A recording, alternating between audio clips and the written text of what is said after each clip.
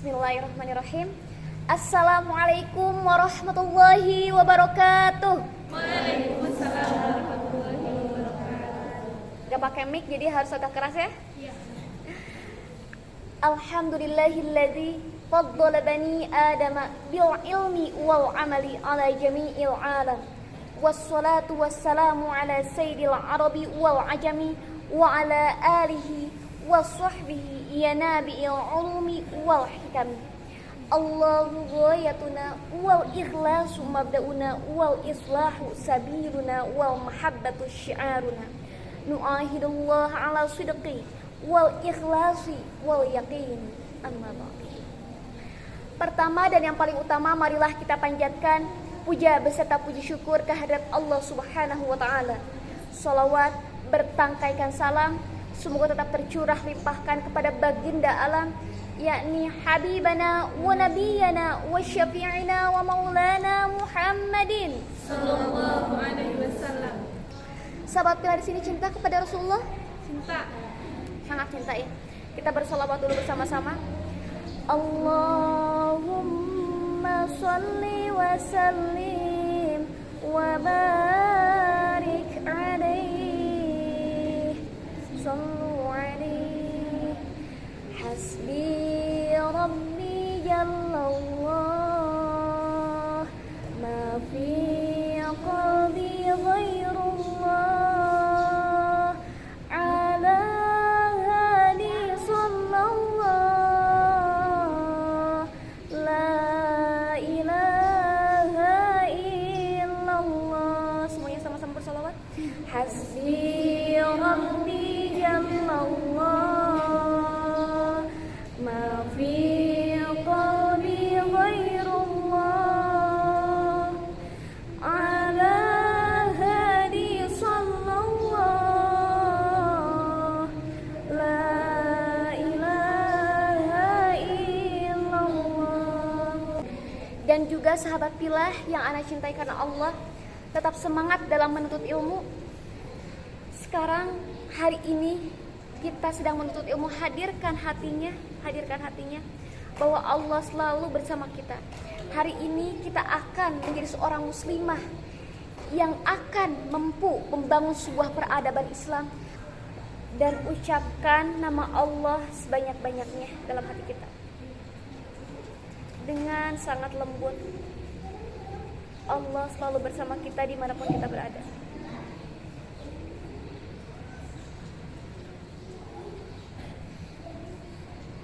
Masya Allah, tabarakallah. Baik sahabat pilah, kajian hari ini mengenai tentang menyelami lautan ma'rifat yang akan dikaji di dalam kitab Al-Hikam yang dikarang oleh Imam Ibnu Athaillah As-Sakandari. Beliau dari Alexandria. Ma'rifat, sekarang apa sih ma'rifat itu? Dalam terminologi bahasa Arab, ma'rifat berasal dari kata arafa, berarti mengetahui atau mengenal. Ulama memperluas makna ma'rifat menjadi suatu jalan yang akan mengantarkan seseorang mengetahui dan mengenal Allah melalui tanda-tanda kekuasaan Allah, yaitu makhluk Allah. Kitab Tijanu Darori mengenai tentang sifat wujud Allah. Bukti adanya Allah, bukti wujudnya Allah adalah wujudu hadzihil makhluqati, adanya makhluk-makhluk ini, adanya kita, adanya langit dan bumi ini, adanya pohon-pohonan, adanya lautan, itulah bukti adanya Allah. Wujudu hadzihil makhluqati. Betapa besar perhatian penekanan ajaran Islam terhadap nilai kemakrifatan. Dalam hadis kursi Allah berfirman, aku ibarat berlian. Aku senang jika untuk dicari, maka aku ciptakan makhluk untuk mencari. Jadi Allah tuh senang banget ketika kita mendekatkan diri kepada Allah, ketika kita berusaha untuk mendekatkan diri kepada Allah. Luar biasa Allah. Pengen banget kita dekat sama Allah. Dalam kitab Bihar Al-Anwar, Imam Ali dalam Nahjul Balaghah membuka khutbah pertamanya dengan pengucapan, awal daripada agama adalah mengenal Allah, makrifat kepada Allah. Maka awal yang harus kita raih sebagai seorang hamba adalah makrifat kepada Allah, mengenal Allah. Pengetahuan terhadap penciptaannya yang melahirkan suatu keyakinan. Suatu keyakinan yang memang Allah itu tidak terlihat oleh wujudnya tuh kayak gimana, tapi Allah itu ada. Tapi ketika kita sudah yakin kepada Allah, itu membuat hati kita begitu damai, sahabat, membuat hati kita begitu tenang. Ma'rifat adalah tingkat penyerahan diri pada Allah secara berjenjang, setingkat demi setingkat, sehingga sampai pada tingkat keyakinan yang sangat kuat. Orang yang ma'rifat kepada Allah akan mendapatkan karomah.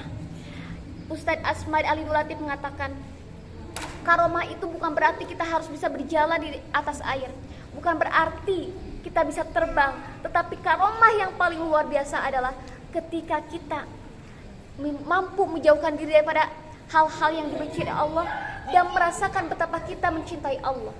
Itu adalah karomah yang paling besar. Dalam sebuah hadis, sahabat billah, dikatakan, ini adalah kisahnya malaikat Jibril. Jadi pada saat itu malaikat Jibril datang kepada Rasulullah menyerupai sebagai manusia. Beliau berpakaian sangat putih, rambutnya sangat hitam. Beliau menghampiri Rasulullah. Beliau tanya kepada Rasulullah mengenai tentang iman, Islam, dan ihsan. Ini tentang ihsan dulu. Fa'akhbirni 'anil ihsan. Beritakan kepadaku mengenai tentang ihsan. Qala, Rasulullah sallallahu alaihi wasallam bersabda, Anta'budallaha. Beribadalah engkau kepada Allah. Ka'annaka tarahu, seolah-olah engkau melihatnya.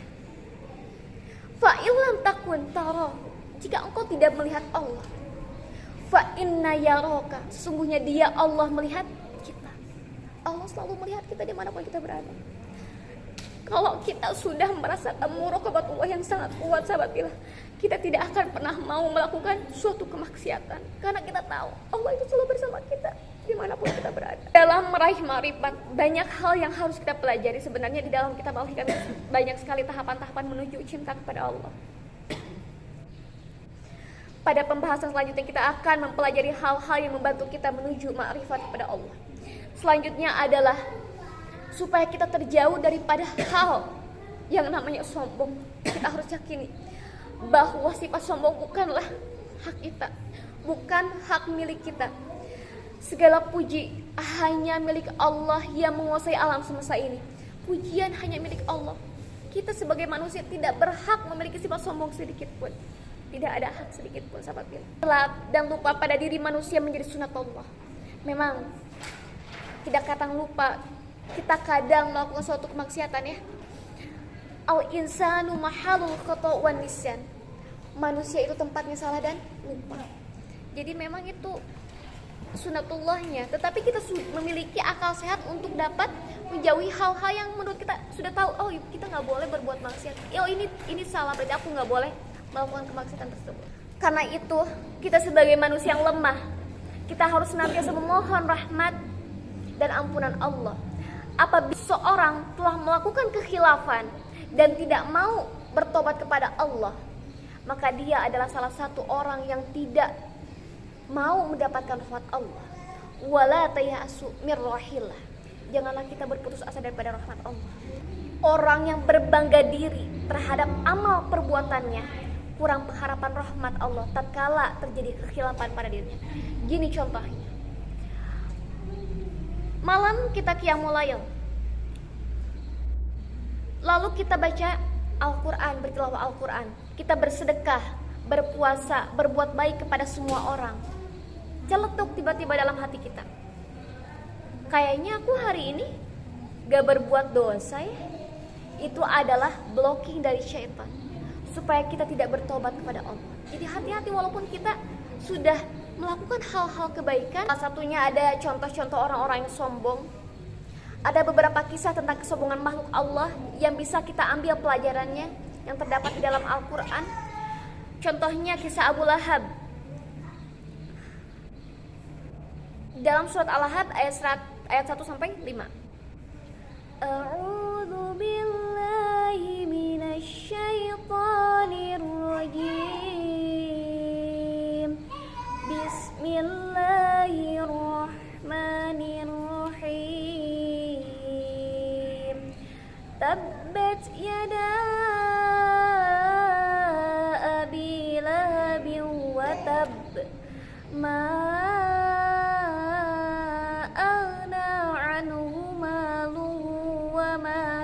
lahab sayasla naran dzata lahab wa imra'atuhu hammalatal hatab fi jidha hablum mim masad.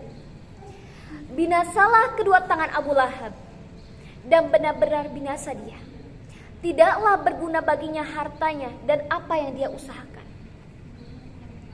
Kelak dia akan masuk ke dalam api yang bergejolak, yaitu di neraka.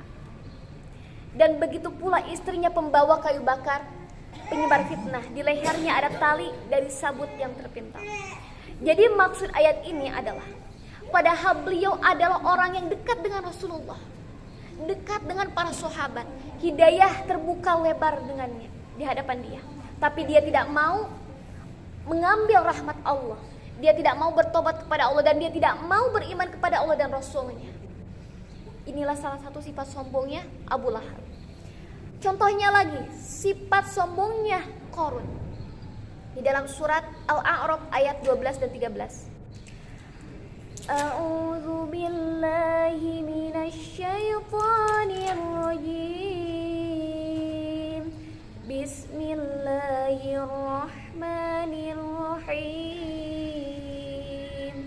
Qala innama utituhu ala ilmin 'indi awalam ya'lam annallaha qad ahlaka min qablihi minal quruni man huwa ashaddu minhu quwwatan wa aktsaru jam'a wa la yus'alu 'an dhunubihimul mujrimun. Qarun berkata, sesungguhnya aku hanya diberi harta itu karena ilmu yang telah aku miliki, yang telah ada pada diriku. Misalkan anak berceramah di depan ini, aku bisa berceramah kayak gini karena aku ya belajar sendiri. Itu adalah kesombongan. Kemarin anak ikut kajian bersama Ustaz Hendra Komara, semoga Allah memuliakan beliau. Apa yang beliau katakan? Seseorang yang tidak memiliki sebuah pembinaan, yaitu kalau kita belajar tanpa guru gitu maksudnya, maka dia akan merasa bahwa aku bisa sendiri belajar, bisa nonton di YouTube, bisa baca-baca buku. Dia akan merasa aku bisa sendiri. Setinggi-tingginya Rasulullah SAW ada yang membina, yaitu Allah. Setinggi-tingginya para sahabat, itu seorang ulama juga kan para sahabat itu. Dia memiliki sebuah pembinaan dari siapa? Rasulullah SAW. Jadi kita butuh sekali untuk selalu menuntut ilmu selama-lamanya. Alhamdulillah hari ini orang-orang yang melangkahkan kakinya ke majlis ini adalah orang-orang yang sangat haus ilmu, membutuhkan rahmat Allah, membutuhkan ridha Allah, ingin menjadi seorang muslimah yang berilmu, menghiasi diri kita dengan ilmu dan menghiasi diri kita dengan akhlak yang baik. Jadi ya Allah, sahabat Bila, tolong bahwa kesombongan itu bukan hak kita. Sekali lagi, harta yang kita miliki bukanlah milik kita. Baju kita, handphone kita, pakaian kita, kendaraan kita, semuanya milik Allah, bukan milik kita. Kita di sini hanya sebuah titipan semuanya. Kita tidak memiliki apapun di dunia ini. Kita selalu hadirkan dalam hati kita bahwa kita bukan siapa-siapa. Kita bukan seorang yang wow. Karena ingat sahabat Bila, bahwa kita pasti akan bertemu dengan yang namanya kematian. Hadirkan. Kita tidak tahu 1 jam lagi kah, 1 minggu lagi kah, atau 1 tahun lagi kah kita ada di dunia ini. Kita gak pernah tahu. Apakah kita akan bertemu dengan bulan Ramadan yang tinggal 35 hari lagi? Apakah kita bisa bertemu? Wallahu a'lam. Jadi hadirkan hatinya, kita bukan siapa-siapa di dunia ini. Bahwa kita bukan orang yang wow. Kita adalah hamba yang dhaif, hamba yang lemah, hamba yang hina. Kita mungkin mudah mencela orang lain, padahal diri kita pun penuh dengan celaan. Ana yakin di sini adalah sahabat-sahabat yang sholihah dan berakhlakul karimah. Kita saling mengingatkan ya sahabat Bila ya, untuk senantiasa menjadi seorang muslimah yang berakhlakul karimah. Adalah kesombongannya Qarun. Sungguhnya aku hanya diberi harta karena ilmuku, itu tidak boleh. Atau kita misalkan mengadakan sebuah kajian juga nih. Ini dalam hal segi kebaikan, kan ini jelasnya dari harta ya, duniawi. Misalkan mengadakan kajian. Kalau misalkannya kajian ini tanpa aku, kajian ini gak bakal ini deh, gak bakal maju gitu. Itu adalah salah satu kesombongan juga. Selanjutnya, kesombongannya iblis di dalam surat Al-A'raf ayat 12 dan 13. A'udzubillahi minasyaitonirrajim. Qala ma mana'aka alla tasjuda id amartuk qala ana khairum minhu khalaqtani min narin wa khalaqtahu min tin. Allah berfirman, apakah yang menghalangimu sehingga kamu tidak mau bersujud kepada Nabi Adam ketika aku menyuruhmu? Iblis menjawab, aku lebih baik dari dia. Engkau ciptakan aku dari api, sedangkan engkau ciptakan dia dari tanah. Sahabat pillah, iblis itu jauh lebih berilmu dibandingkan malaikat. Iblis itu adalah gurunya malaikat. Malaikat belajar kepada iblis selama 40.000 tahun. Tetapi karena iblis itu sombong, Allah usir iblis dari surga. Karena dia sombong. Sebenarnya dia lebih pintar. Makanya dia mengatakan, aku lebih baik daripada Adam. Dia mengatakan seperti itu kesombongan iblis. Atau misalkan anak, ada orang yang masih belum baik misalkan, aku lebih baik daripada dia. Padahal Allah alam, akhir kehidupan itu hanya Allah yang tahu. Allah alam, apakah kita akhir dalam kehidupan yang husnul khotimah atau tidak, Allah alam. Tapi kita bermohon, Allahumma rzuqna husnul khotimah, kita bermohon untuk bisa dalam keadaan di akhir yang baik. Amin ya Allah. Adapun tanda-tanda orang yang celaka yang pernah diucapkan oleh Ibnu Qayyim al-Jauzi ini ya, catat mengenai tentang kesombongan orang-orang yang memiliki sifat sombong. Sesungguhnya semakin bertambah ilmunya, semakin banyak pula amalnya, kemudian semakin besar pula kesombongan dan kecongkakannya. Setiap bertambah amalnya, semakin bertambah kebanggaannya memandang rendah orang lain, serta semakin bertambah prasangka yang baik terhadap dirinya.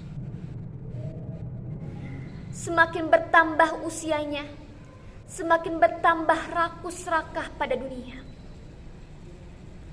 Semakin menumpuk harta dan kekayaan, semakin bertambah bakhil dan kikirnya. Semakin meningkat derajat dan pangkatnya, semakin meningkat pula kesombongan dan keangkuhannya. Tidak masuk surga orang yang di dalamnya terdapat biji sawi sebesar biji sawi dari kesombongan, walaupun sedikit juga. Ya Allah, tidak masuk surga orang yang memiliki sifat sombong sedikit pun. Sekarang mengenai tentang menggapai cinta Allah, bagaimana caranya? Rasulullah SAW bersabda, ini dalam sebuah hadis qudsi. Apa itu hadis qudsi? Hadis qudsi adalah firman Allah yang disampaikan Allah di dalam mimpi. Jadi dalam hadis qudsi ini seperti ini. Allah berfirman kepadaku, wahai Muhammad, katakanlah, wahai Muhammad, katakanlah, Allahumma inni as'aluka hubbak, Allahumma inni as'aluka hubbak. Ya Allah, aku mohon padamu untuk mencintaimu,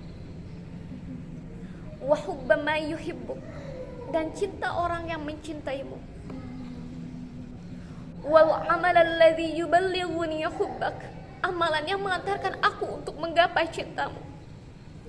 Wahu Allahumma ja'al hubbak, ya Allah, jadikan kecintaanku kepadamu ahabba ilayya min nafsi, lebih aku cintai daripada cintaku pada diriku sendiri.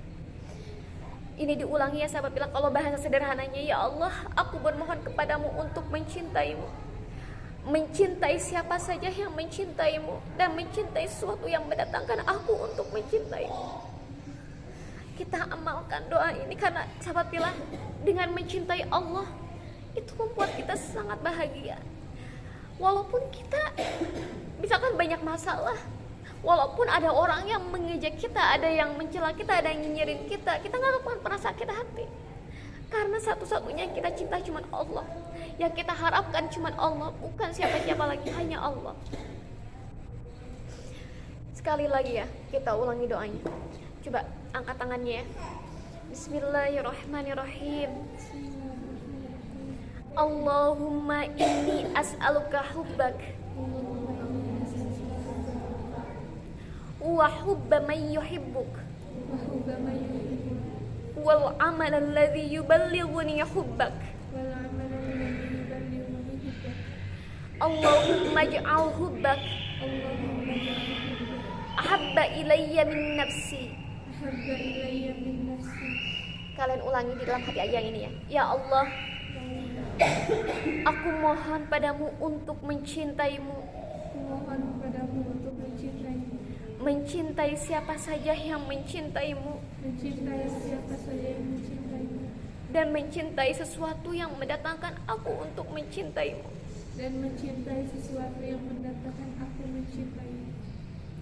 Amin ya Allah. Semoga kita bisa lebih mencintai Allah ya. Mahabbah cinta menepati derajat yang paling tinggi. Mencintai Allah dan Rasulnya berarti melaksanakan amanah yang terdapat di dalam Al-Quran dan Sunnah. Masya Allah. Menjadi orang yang bertakwa itu sulit sekali sahabat billah. Menaati segala apa yang Allah perintahkan dan menjauhi segala apa yang Allah larang itu sulit sekali. Padahal kita ingin menjadi orang-orang yang sangat bersuka cita ketika menghadapi sebuah kematian. Kita di sini takut kan menghadapi kematian? Takut karena kita merasa belum siap. Padahal orang-orang yang mencintai Allah, dia akan sangat senang ketika dia menghadapi sakaratul maut. Dia akan bertemu dengan Allah. Karena salah satu hal yang bisa mempertemukan kita dengan Allah adalah dengan kematian. Luar biasa ya. Kita merasa takut karena kita merasa belum siap. Karena kita takut mendapatkan siksa api neraka. Kita memang gak pantas di dalam surga Allah. Tetapi kita pun tidak pernah mampu merasakan panasnya api neraka Allah. Gak akan pernah mampu. Jangankan api yang ada di neraka, api yang ada di dunia saja kita tidak pernah mampu merasakannya. Tahapan-tahapan menuju wahana cinta kepada Allah adalah yang pertama, membaca Al-Quran dengan menghayati, merenungi dengan maksud yang benar. Kita hayati pelan-pelan baca Al-Quran itu. Kita pengen ngobrol sama Allah, maka bacalah Al-Quran. Kita pengen berinteraksi dengan Allah, maka bacalah Al-Quran. Kita pengen berkeluarga dengan Allah, maka bacalah Al-Quran. Allah Subhanahu wa ta'ala berfirman di dalam surat Al-Anfal ayat 2. A'udzu billahi minasy syaithanir rajim. Bismillahirrahmanirrahim. Innamal mu'minuna alladzina idza dzukirallahu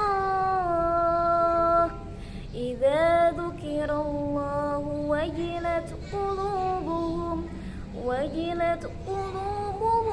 idza tuliyat alaihim ayatuhu zadatuhum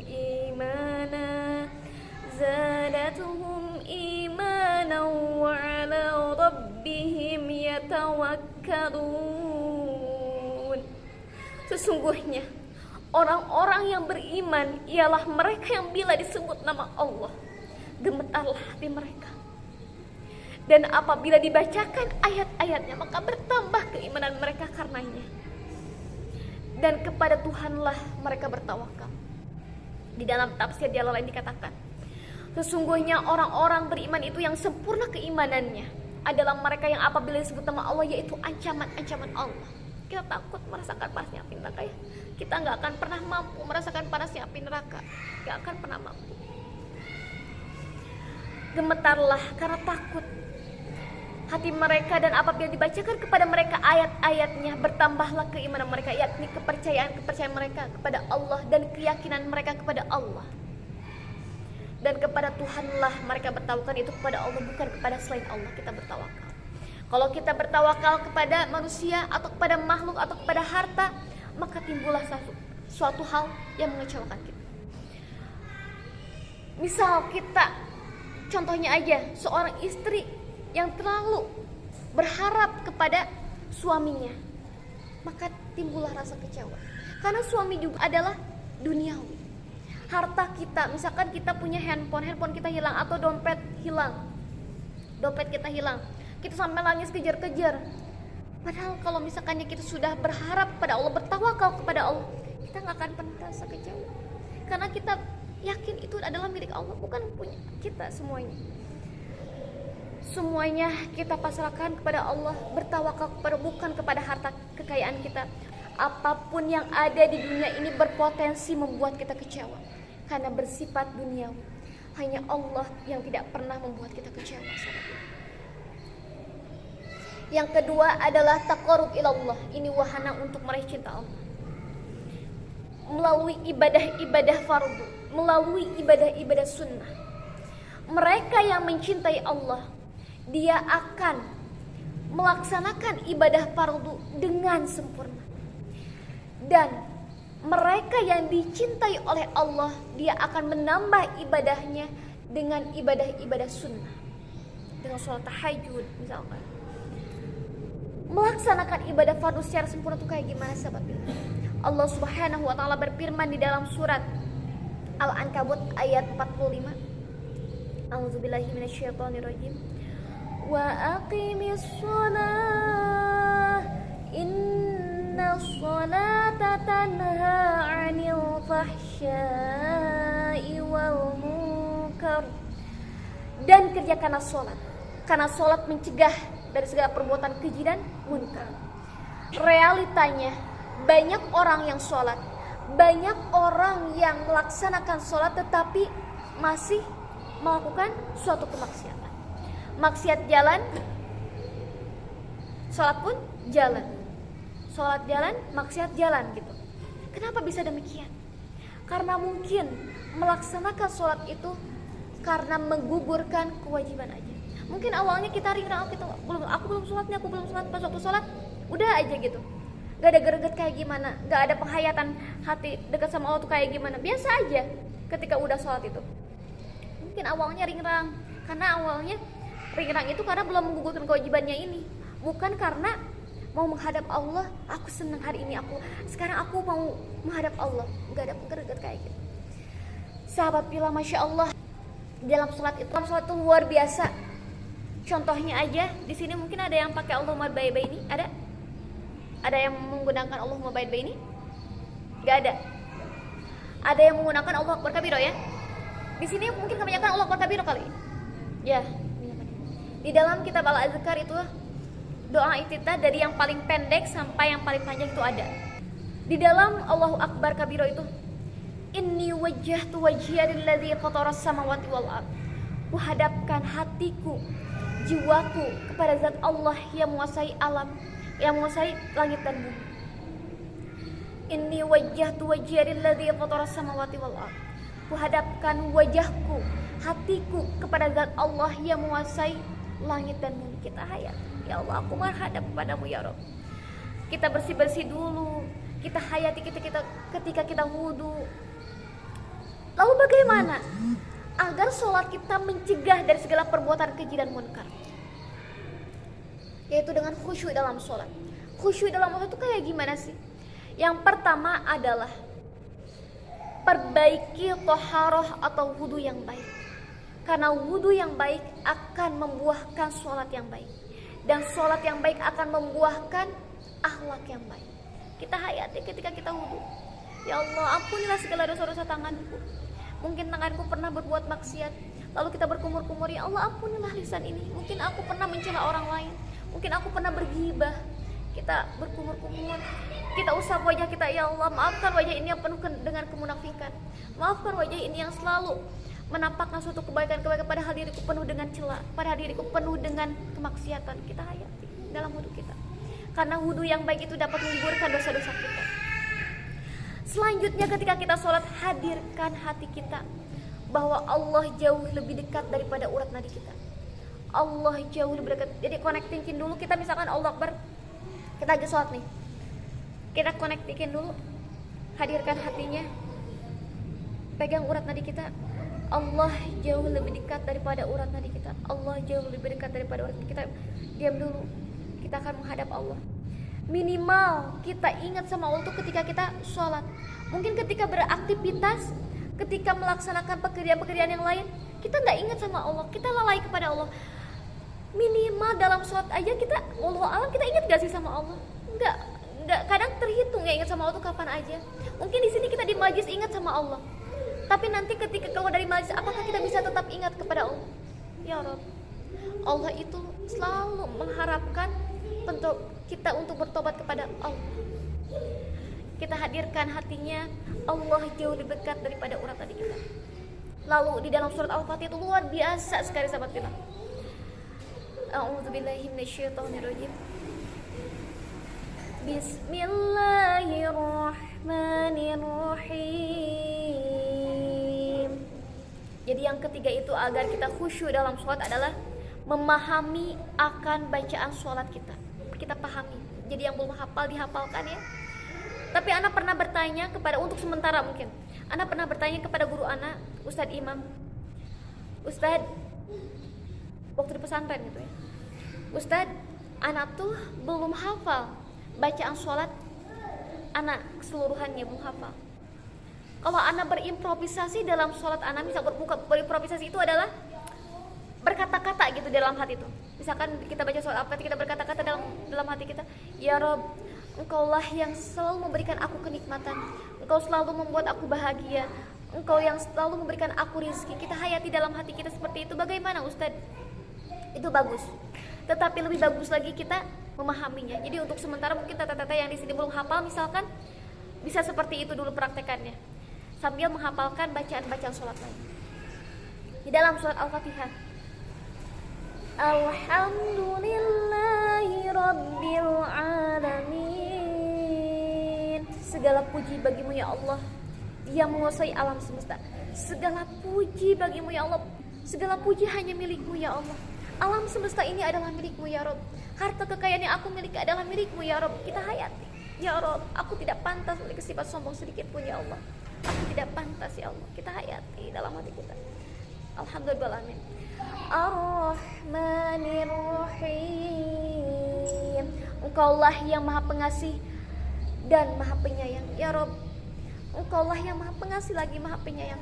Engkau selalu memberikan aku rezeki. Engkau selalu berikan kenikmatan kepada aku. Maafkan aku yang selalu lalai terhadap nikmat yang telah Engkau berikan kepada aku ya Allah. Maafkan aku ya Allah. Kita hayati Allah itu maha pengasih, Allah itu maha penyayang. Maliki yaumiddin. Allah adalah yang menguasai hari pembalasan. Engkaulah ya Rob yang menguasai hari pembalasan. Kita hayati ya Allah. Ampuni aku ya Allah, bahwa kematian itu pasti ada. Engkaulah yang menguasai hari pembalasan. Aku bermohon kepadamu agar aku husnul khotimah. Kita hayati hati. Hadirkan hati kita. Lalu kita mengatakan bahwa kematian itu pasti ada. Kita tidak tahu apakah 1 jam lagi kah kita mati, apakah 1 minggu lagi kah, ataukah 1 bulan lagi. Kita tidak pernah tahu sahabat ya.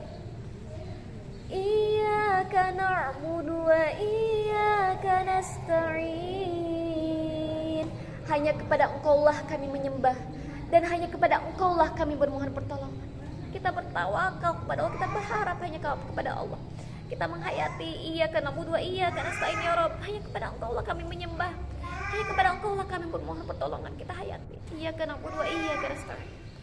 Ihdinas siratal mustaqim. Tunjukilah aku jalan yang lurus. Di dalam surat Al-Fatihah itu kita memohon hidayah kepada Allah. Kita bermohon taufik dan hidayah kepada Allah kalau kita memahaminya. Ihdinas siratal mustaqim ya Rabb. Aku bermohon taufik dan hidayah darimu.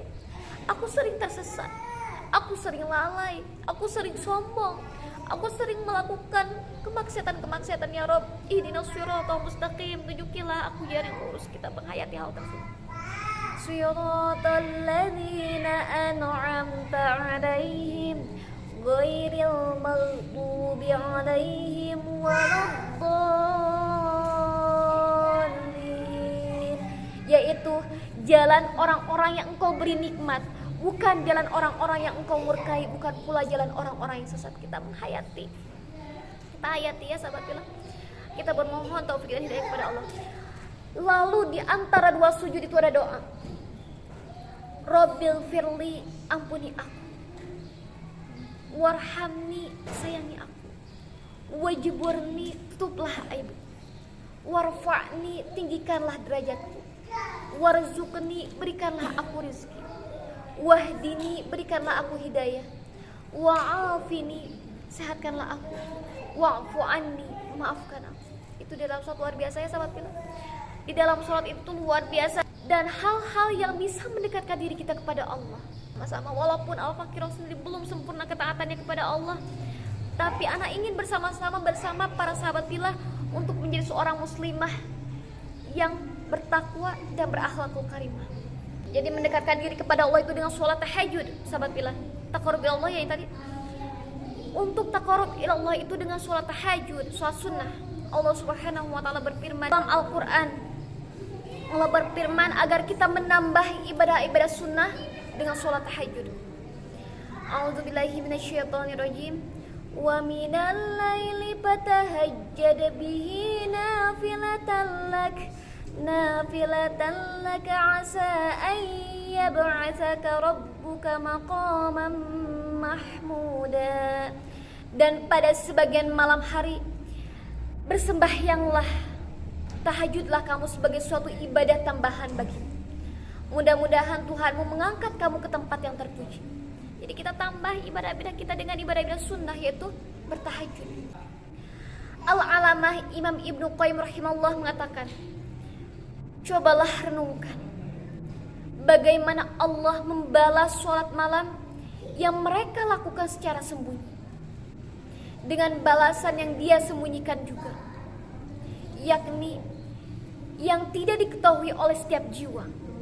Juga bagaimana Allah membalas rasa gelisah, takut, dan gundah gulana di atas tempat tidur saat bangun untuk melaksanakan sholat dengan kesenangan hati. Jadi ketika kita qiyamul lail bersolat tahajud, kita senang. Walaupun kita ngantuk, walaupun dibayang-bayangi dengan hawa nafsu, kita bahagia. Kita akan melaksanakan sholat, lalu melaksanakan puasa dengan taqarrub ila Allah. Dari Abu Hurairah radhiyallahu anhu, Rasulullah sallallahu alaihi wasallam bersabda, berbagai amalan dihadapkan kepada Allah pada hari Senin dan Kamis. Maka aku suka jika amalanku dihadapkan sedang aku sedang berpuasa. Yang ketiga adalah mendawamkan zikir. Kita dawamkan zikir kita secara kontinu. Kontinu itu apa? Berlanjut dimanapun kita berada. Kita berzikir, kita hayati dalam setiap tingkah laku kita.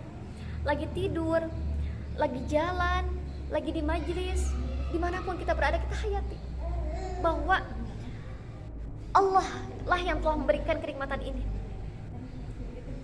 Kita hayati hal tersebut. Misalkan gini, ketika kita jalan, ya Rob, betapa indah langit ini, betapa agungnya Engkau telah menciptakan langit ini.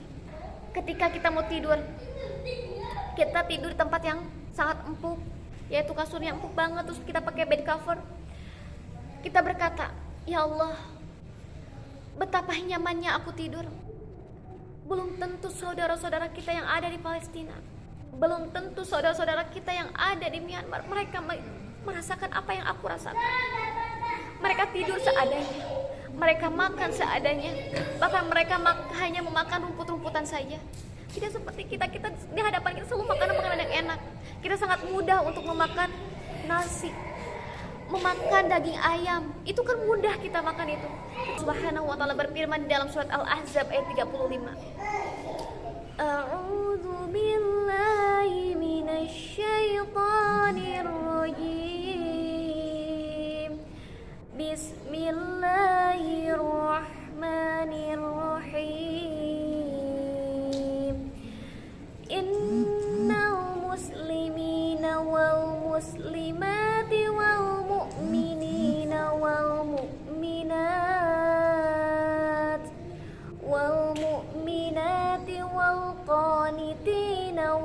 والقانتات والقانتات والصادقين والصادقات والصادقات والصابرين والصابرات والصابرات والخاشعين والخاشعات والخاشعات والمتصدقين والمتصدقات والمتصدقات والصائمين والصائمات والصائمات والحافظين فروجهم والحافظين فروجهم والحافظات والحافظات والذاكرين الله كثيرا والذاكرات أعد الله لهم مغفرة وأجرا عظيما. Sesungguhnya laki-laki dan perempuan yang muslim, laki-laki dan perempuan yang mukmin, laki-laki dan perempuan yang tetap dalam ketaatannya, laki-laki dan perempuan yang benar, laki-laki dan perempuan yang sabar, laki-laki dan perempuan yang khusyuk, laki-laki dan perempuan yang bersedekah, laki-laki dan perempuan yang berpuasa, laki-laki dan perempuan yang memelihara kehormatannya, laki-laki dan perempuan yang banyak menyebut nama Allah. Allah telah menyediakan untuk mereka ampunan dan pahala yang besar. Kita berzikir kepada Allah. Kita ingin selalu ingat kepada Allah. Kita ingin selalu merasakan kemanisan dalam beribadah, kemanisan dalam menuntut ilmu, kemanisan dalam bersahabat dengan orang-orang yang soleh, bersahabat dengan orang-orang yang solihah. Kita hadirkan. Selalu kita berzikir dimanapun kita berada ya. Pokoknya kita mah ingat aja sama Allah. Ketika kita mau mencela, ingat sama Allah. Allah tidak suka. Ketika kita mau melakukan kemaksiatan, ingat sama Allah. Allah tidak suka. Yang penting Allah itu tidak marah kepada kita. Yang kita harapkan cuma cinta Allah. Subhanahu wa ta'ala berfirman di dalam surat Al-Baqarah ayat 152. A'udzubillahi minasyaitonirrajim. Fadhkuruni azkurkum washkuruli wala takfurun. Karena itu ingatlah kamu kepadaku, niscaya ingat pula aku kepadamu, dan bersyukurlah kepadaku, dan janganlah kamu mengingkari nikmatnya. Lalu yang keempat adalah cinta kepada Allah melebihi cinta daripada diri sendiri, walaupun dibayang-bayangi hawa nafsu. Contohnya apa? Berpacaran. Contohnya berpacaran ya. Karena yang ana lihat, berpacaran itu sudah menjadi sebuah budaya, menjadi sebuah kezaliman atau hal-hal yang biasa kita lihat di lingkungan kita. Berpacaran. Misalkan ada seseorang yang pengen berpacaran, tapi dia ingat Allah berfirman di dalam surat Al-Isra ayat 32, "Wala taqrabuz zina innahu kana fahisyah wa sa'a sabila." Janganlah kamu mendekati zina. Aku ingat, aku enggak boleh berbuat berpacaran, aku enggak boleh. Allah tidak suka, Allah melarang, wala taqrabuz zina. Aku tidak boleh, walaupun dibayang-bayangnya hawa nafsu pengen, dia ada yang ngasih sayang, kita pengen ya, ada yang memberikan kasih sayang kepada kita, ada yang sayang-sayangin kita mendapatkan perhatian dari lawan jenis, kita pengen kan sebenarnya pada manusiawinya itu pasti seperti itu. Tetapi karena ingat bahwa berpacaran itu adalah suatu kemaksiatan dan sesuatu hal yang dilarang oleh Allah, maka dia jauhi hal tersebut. Dia memprioritaskan Allah walaupun dibayang-bayangi oleh hawa nafsunya. Dia mengutamakan cinta Allah walaupun dibayang-bayangi oleh hawa nafsunya. Itu salah satu contohnya memprioritaskan Allah ya. Cinta kepada Allah melebihi daripada cinta diri sendiri. Yang kelima adalah musyahadah atau menyaksikan dan ma'rifat mengenal Allah. Penglihatannya terarah kepada nama-nama dan sifat-sifat Allah. Dengan penyaksian dan kesadaran yang mendalam, niscaya dia akan mencintai Allah. Kita hayati. Ya Allah, Engkau wujud, Engkau ada ya Allah. Maafkan aku yang sering lalai kepadamu, padahal Engkau itu ada. Wujudu hadhil makhluqati wujud qidam, ya Allah, Engkau yang maha terdahulu. Tidak ada yang maha terdahulu kecuali hanya Engkau ya Rabb. Bahwa ya Allah, Engkau yang maha kekal. Engkau tidak ada pananya, sedangkan aku adalah makhluk yang fana, makhluk yang sering berbuat kerusakan. Kita hayati mukhalafatul hawadisi. Allah berbeda dengan makhluknya. Misalkan ada seseorang berhayal bahwa oh Allah itu ada matanya, oh Allah itu ada tangannya, oh Allah itu ada kakinya. Tidak.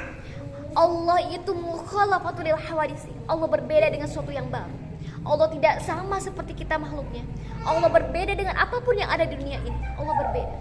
Tetapi ketika kita sudah mencapai kemarifatan kepada Allah, meyakini bahwa Allah itu ada, kita akan merasakannya dalam hati kita. Allah itu sangat dekat dengan kita.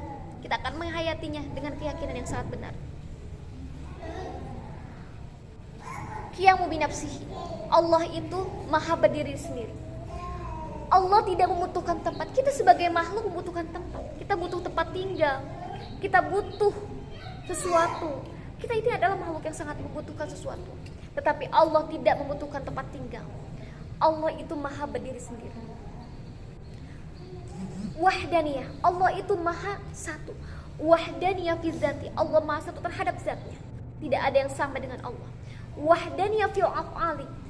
Allah maha satu terhadap pekerjaan-pekerjaannya. Allah bisa menciptakan makhluk.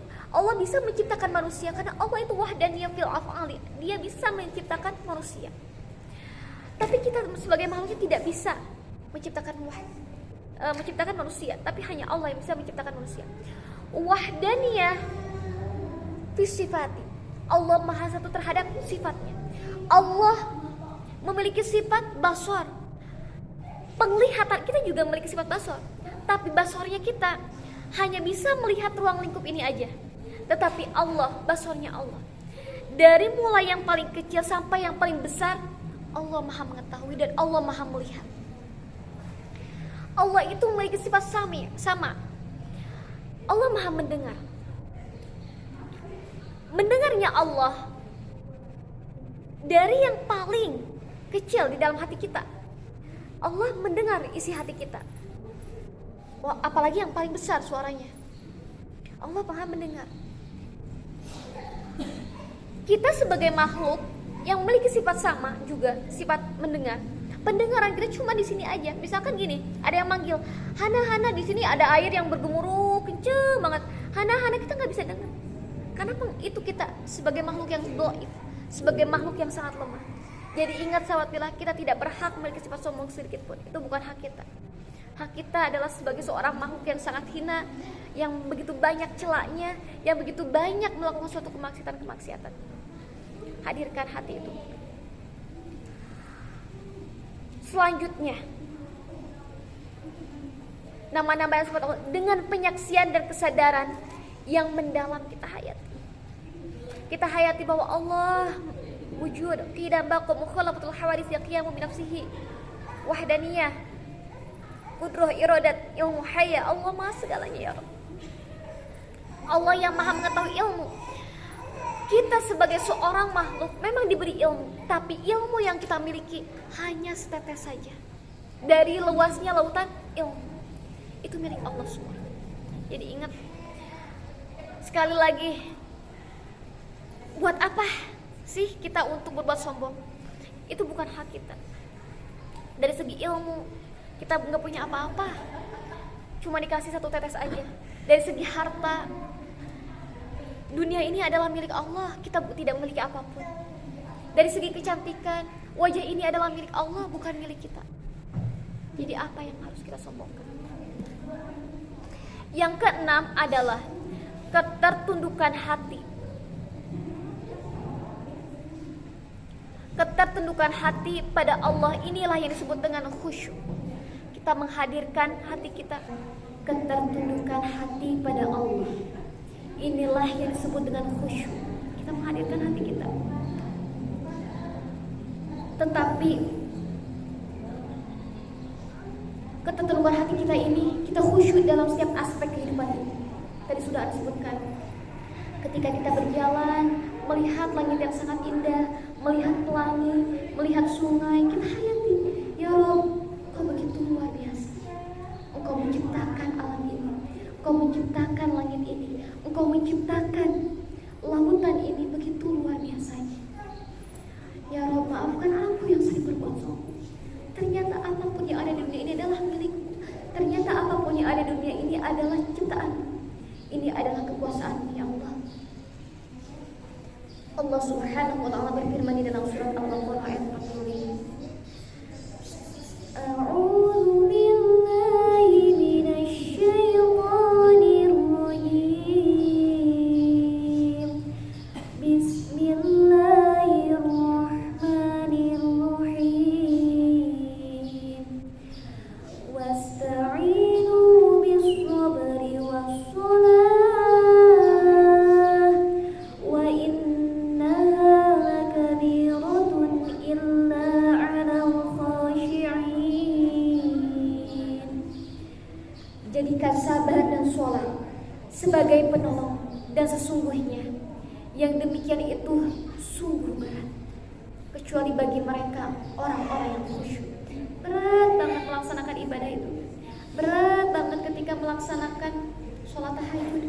Berat banget ketika melaksanakan sholat fardu di awal waktu. Berat. Tetapi apa? Kecuali bagi mereka yang khusyuk, yang menghadirkan hatinya bahwa Allah selalu bersamanya dimanapun berada. Allah berfirman di dalam sebuah hadis qudsi,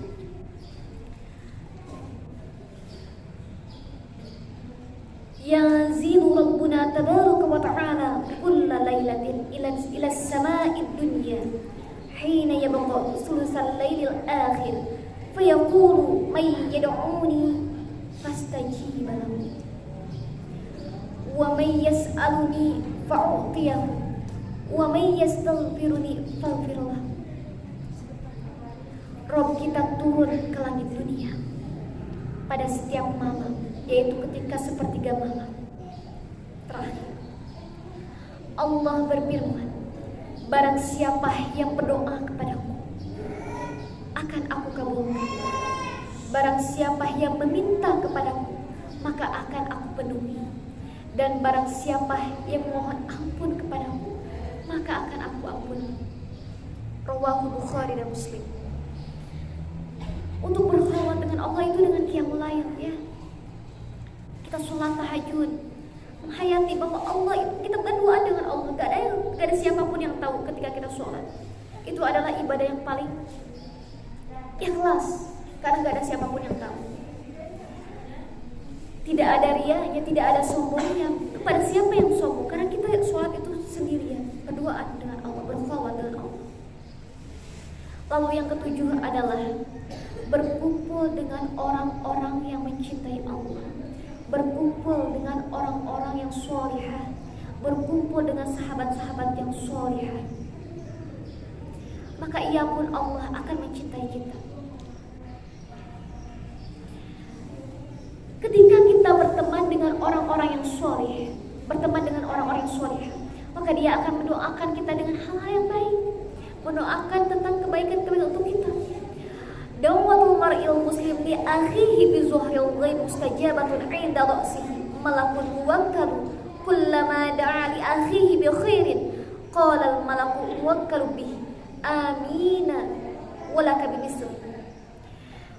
Ketika seseorang itu mendoakan yang baik untuk saudaranya, maka ada dua malaikat di atas kepalanya dan mengaminkan, amin, kau akan mendapatkan semisal yang telah kau ucapkan untuk saudaramu itu. Jadi ketika kita memiliki sahabat yang sholihah, saling mendoakan dalam hal kebaikan, maka pasti akan Allah kabulkan. Dan ada dua malaikat yang mengatakan, mengaminkan, dan doa malaikat tidak akan pernah tertolak. Amin, kau akan mendapatkan semisal yang telah kau ucapkan. Sesungguhnya Allah Ta'ala berfirman pada hari kiamat, mana orang-orang yang saling mencintai karena keagunganku. Hari ini aku naungi mereka dalam naunganku, di mana tidak ada lagi naungan kecuali hanya naunganku. Rawahu Muslim. Kita mencintai karena Allah, kita sama-sama mencintai karena Allah bersama sahabat-sahabat kita. Mereka adalah orang yang saling saling mencintai karena Allah. Meski tak ada hubungan rahim maupun nasab, kita nggak punya hubungan rahim sedikit pun ya. Ana dengan Teh Ayu nggak ada, sama dengan Teh Rama tidak memiliki hubungan apapun. Ana dengan MC Teh siapa? Oh Teh Iput, dengan Teh Iput nggak punya hubungan rahim. Dengan saya bila semua kita tidak memiliki nasab atau hubungan rahim apapun, tapi kita saling mencintai karena Allah. Kita saling mengingatkan karena Allah. Wajah-wajah mereka bercahaya, berada di atas mimbar-mimbar yang bercahaya. Mereka tidak takut pada saat orang-orang ketakutan, dan mereka tidaklah bersedih saat orang-orang merasa bersedih. Hadis riwayat Ibnu Hibban. Hasan al-Basri pernah berkata kepada sahabatnya, "Wahai sahabatku, jika engkau tidak melihat aku di dalam surga, maka tanyakanlah aku kepada Allah." Sahabat solihah itu dapat memberikan syafaat di akhirat kelak. Berusaha untuk selalu dekat dengan orang-orang solihah, karena sahabat solihah itu dapat memberikan syafaat atau sebuah pertolongan di akhirat kelak ya sahabat.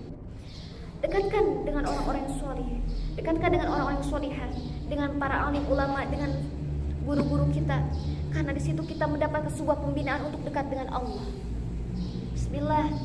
Sekali lagi sahabat billah, Al-Fakiroh sendiri belum sempurna ketaatannya kepada Allah, tapi di sini anak ingin sama-sama untuk meraih cinta Allah, sama-sama untuk meraih kasih sayang Allah, meraih ridha Allah, dan saling mengingatkan karena Allah.